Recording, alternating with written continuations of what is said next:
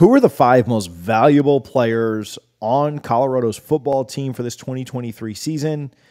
Well, it's a really hard list to try and compile. So first of all, this was not easy. Feel free to light me up in the comments if I left off your favorite player. Coach Prime has loaded this team with a ton of talent. So trying to do a top 5 list is very difficult. I've had to leave off a lot of very talented players, and I can only hope that those guys see this and make me eat my words.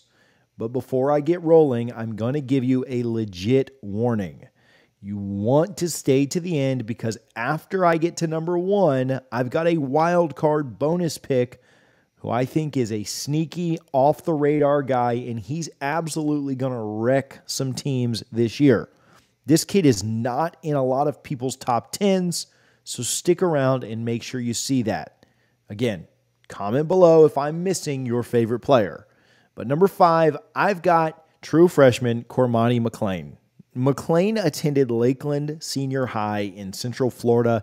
He was one of the top players in the 2023 recruiting class. He was ranked number 3 nationally by Rivals.com, and he was number 4 overall by ESPN and 247 Sports. He has a rare blend of size, length, and speed. Most rating sites have him projected to go in the first round of the NFL draft, and he hasn't even played a down of college football yet. He played for Lakeland his senior season and helped the Dreadnoughts to go 14-0 and win a 4A state title. In 10 games, he had 16 tackles, 5 pass breakups, 2 interceptions, and a forced fumble. In 2021, he was a two-way player, labeled as the Ledger's 2021 Big School Defensive Player of the Year.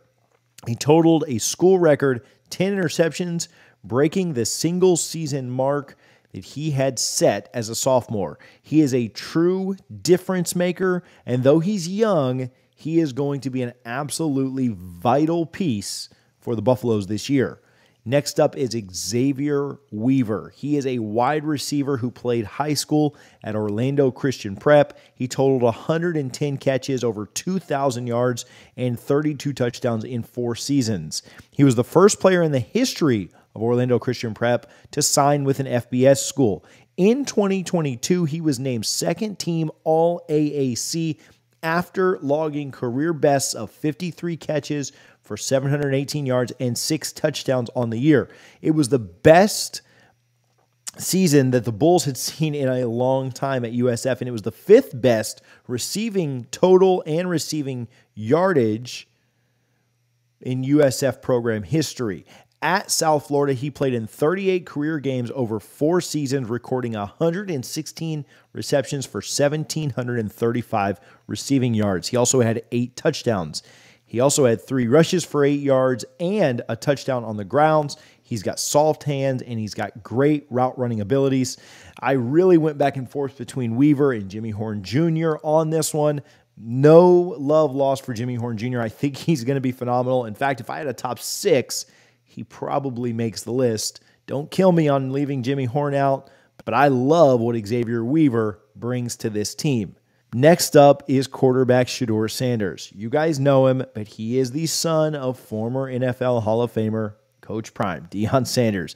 He was a 4-star prospect by both ESPN and 247 Sports. He's a dual-threat QB who can beat you with his arms or his legs. He is a leader on and off the field. He was captain of his high school team, and he's also a member of the National Honor Society. Not just bringing it on the field, kid's really smart too.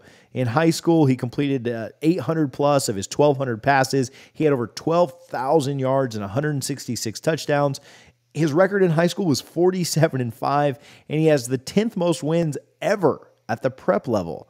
As a senior at Trinity Christian, they went 9-3, where he completed 251 of his 366 passes for over 3,700 yards and, again, 43 touchdowns, leading them to the 2020 TCAL National Championship. In 2022 at Jackson State, he threw for over 70% completion ratio. He also had 40 touchdowns and only 6 picks. His QB rating was over 160. He is a high character player who is absolutely dedicated to his craft. He's known for his work ethic and his commitment to excellence. He is a great role model for young people as well, and he has a positive influence on and off the field. And I think that's what I like the most about him. Outside of how good he is on the field, he's somebody that kids can look up to. As a dad with kids, this is the kind of impact player you want your kids modeling their game after and their life after as well. Number 2 is Alton McCaskill IV. He was rated a 4-star recruit by both On3 and ESPN. In high school, he was the district MVP of his senior season, totaling 1,100 plus rushing yards and 11 touchdowns. And he helped Oak Ridge to its first playoff win in over 18 years. At Houston, he played in 14 games, starting the final 12 games of his freshman year. He had just under 200 rushes, but nearly had 1,000 rushing yards. He also had 16 touchdowns, adding 21 receptions with 113 yards receiving and 2 touchdowns there as well. He was an AAC Rookie of the Year and an All-American Athletic Conference second-team member. He is a physical specimen with elite speed and athleticism. He's known for his long strides and his ability to break tackles. He is a versatile running back who can run between the tackles or, as his stats show, catch passes out of the backfield. He is also a really good blocker, doesn't mind doing the dirty work, getting in there and doing the things he needs for this team to be successful. He's a tough runner who's not at all afraid to take on contact. He's also very patient, and he waits for his blocks to develop. He's very smart, and he knows how to read defenses and make the right cuts. He's also a hard worker, which you wouldn't be on this team if you weren't, who is dedicated to making his craft better, and he's always looking to improve his game. Last but certainly not least, our number 1 player, and this isn't a shock to any of you, he's a 5-star recruit, Travis Hunter. The highest rated player in the 2022 class. He is a versatile player who can play wide receiver, cornerback, or safety.